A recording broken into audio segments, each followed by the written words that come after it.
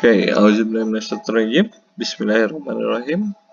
Ya, yang benar itu datang dari Allah Subhanahu wa taala, yang salah datang dari kecerobohan hambanya. Oke, kali ini kita akan belajar permasalahan sederhana yang bisa diselesaikan oleh turunan, ya. Oke, jadi saya punya simple cases, ya. Ini permasalahan sederhana, ya, permasalahan praktis, ya, yang bisa diselesaikan menggunakan turunan. Oke, contoh pertama, saya punya selai karton, ini berbentuk persegi panjang, ukurannya 45 cm kali 25 cm.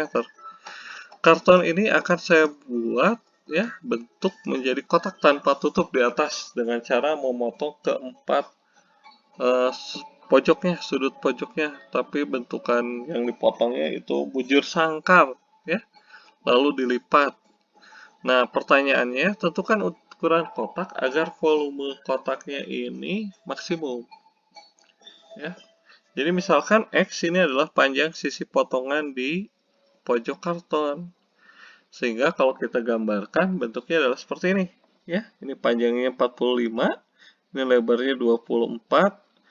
Ya, saya buat ini X, ini X, ini juga X, ini X, ya, ini X, X ya, karena dia bujur sangkar. Ya. Saya potong, ya, lalu saya lipat. Ketika saya lipat, bentukannya menjadi seperti ini. Ya. Jadi yang tadinya seperti ini, ketika saya lipat, bentuknya adalah seperti ini. Maka saya punya panjangnya itu adalah 45 min 2x, sedangkan lebarnya itu adalah 24 min 2x, dan tingginya ini adalah x. Ya. Nah, dari sini kita tentukan titik batasnya, ya, karena tinggi kotak itu tidak mungkin negatif, berarti saya punya T atau X-nya itu harus lebih besar sama dengan 0, ya, tidak ada itu panjangnya negatif. Ya. Selanjutnya lebar kotak juga ini tidak boleh ada negatif, berarti saya punya lebar 24 min 2x itu harus lebih besar sama dengan 0.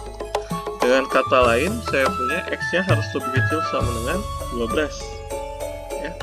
Nah, kasus ketiga itu ketika panjang kotak itu tidak boleh negatif juga, maka saya punya 45 kurangi 2X ini harus lebih besar sama dengan 0.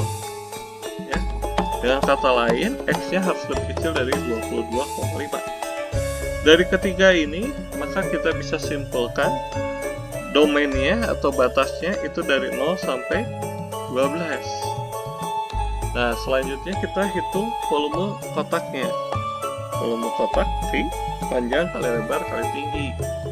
Jadi saya punya seperti ini, ya. Maka saya kalikan, hasilnya adalah seperti ini. 4x pangkat 3 dikurangi 138x kuadrat tambah 1080x. Nah, sekarang kita masukkan titik batasnya, ya. Yang pertama itu ketika x-nya sama dengan 0. Ketika X-nya sama dengan 0, masukkan, maka volumenya itu 0.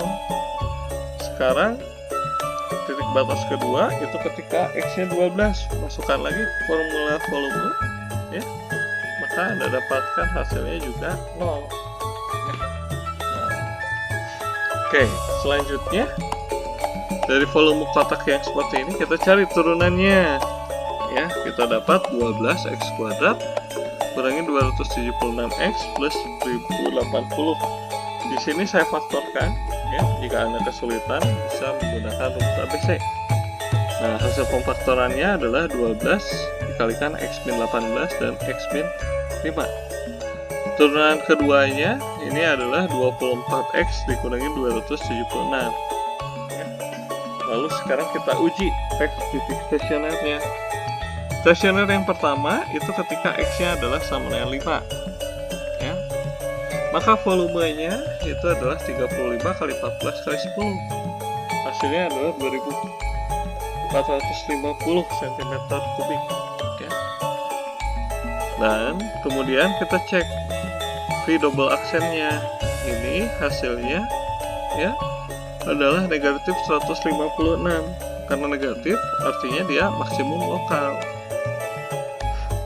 Yang kedua, titik stasionernya adalah 18. Nah, maka volumenya, nah, di sini ada masalah, ya. Lebarnya itu jadi negatif 12. Karena dia negatif, maka volumenya juga negatif. Wah, ini tidak logis ya. Oke. Kalau kita cek juga V double aksennya ini positif. Artinya dia minimum lokal. Maka yang kita perlukan di sini kan kita mencari maksimum. Volume maksimum itu terjadi ketika panjangnya 35 cm, lebarnya 14 cm, tingginya 5 cm. Maka volumenya adalah 2450 cm3.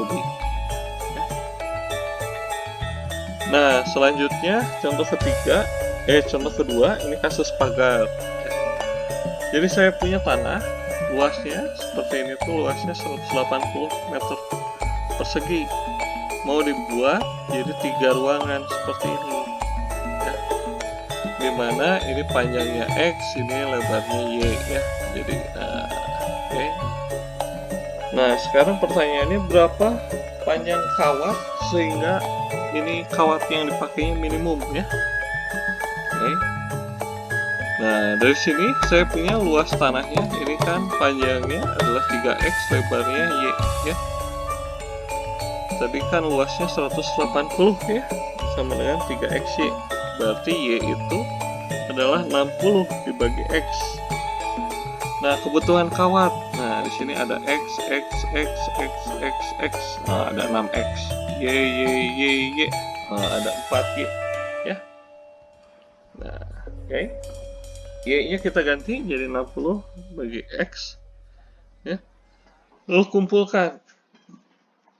Didapat kebutuhan kawatnya itu adalah 6 dikalikan X plus 40 per X. Nah, sekarang kita turunkan ya. Ya, turunannya cukup yang di dalam kurung saja. Maka saya dapatkan turunnya adalah 61 min 40 per X kuadrat. Saya samakan penyebutnya jadi 6 dikalikan X kuadrat min 40 dibagi X kuadrat. Saya faktorkan. Maka saya punya 6 dikalikan X min akar 40. Oh, ini harusnya positif ya. Ini ada kesalahan. Oke. Ya. Di X min akar 40 dan X plus akar 40 ya. Sehingga saya punya 3 titik kritis ya. Yang pertama itu adalah titik singulir atau titik batas. Nah, ini titik singulir yang di bawah ya, singular. Oke. Itu ketika X-nya sama dengan 0. Titik stasioner, nah ketika X ditambah akar 40 ya, berarti hasilnya X-nya negatif akar 40, dan terakhir itu X-nya sama dengan akar 40.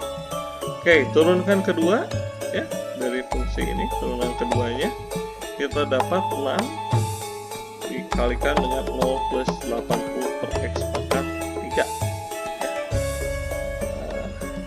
Oke, ini kesimpulannya ya, saya punya Y, K aksen, dan K double aksen. Sekarang uji titik kritisnya. Yang pertama itu adalah ketika titik batasnya atau titik singulernya sama ya, ini sama dengan 0. Oke. Maka kita bisa dapatkan K-nya tidak terdefinisi. Nah, ya, bisa kita skip ini ya, karena ketidakdefinisiannya. Lalu titik stasioner yang pertama itu ketika X sama dengan negatif akar 40. Anda hitung K-nya. Nah, ini menjadi negatif 12 akar 40. Ya, secara ini hasilnya tidak logis ya. Panjang X-nya itu negatif. Oke, kalau kita cek K double aksennya, ini adalah negatif 12 per akar 40. Negatif, arti negatif itu adalah maksimum lokal. Nah, titik stasioner kedua ketika X-nya akar 40, maka K-nya Anda hitung ini adalah 12 akar 40. K double aksennya kita dapatkan di sini adalah 12 per akar 40. Ini kan positif ya. Karena positif berarti dia minimum lokal ya. Berarti bisa kita simpulkan kawat minimum yang dibutuhkan untuk K ya, itu kawatnya totalnya adalah 12 akar 40 meter. dengan X-nya akar 40 meter dan Y-nya itu 60 dibagi akar 40 meter. Oke. Nah, contoh ketiga, ya, saya punya perusahaan Baka, ya, ini memproduksi cartridge game Switch, ya. Dengan mesin yang ada saat ini, dia mampu memproduksi 500 cartridge game per tahunnya. Jika X adalah banyaknya cartridge game, ya, dan harga cartridge game itu PX, ya, diambil dari price 200 dikurangi 0,15 X euro, dan biaya tahunannya cost X ini adalah 5.000 tambah 6 X dikurangi 0,002 X kuadrat euro. Nah, perusahaan Baka ini berencana membeli mesin baru, harganya itu 4.000 euro untuk meningkatkan produksi sebanyak 250 cartridge. Jadi biaya tahunannya dengan mesin baru berubah menjadi 9.000, ya, karena tadi ditambahkan 4.000 jadi 9.000 tambah 6x dikurangi 0,002 x kuadrat euro. Ini khusus untuk cost dari 500 sampai 750. Nah, lakukan analisa keuntungan penjualan. Perlukah perusahaan Baka ini membeli mesin baru? Lalu tentukan level produksi penjualan cartridge game yang menguntungkan. Oke.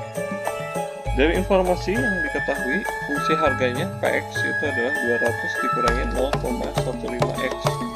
Fungsi biayanya ada dua, ya. Yang pertama itu 5.000 tambah 6x dikurangi 0,002x kuadrat. Ini untuk produksi yang lebih kecil dari 500, ya. Dari 0 sampai dengan 500 batasnya.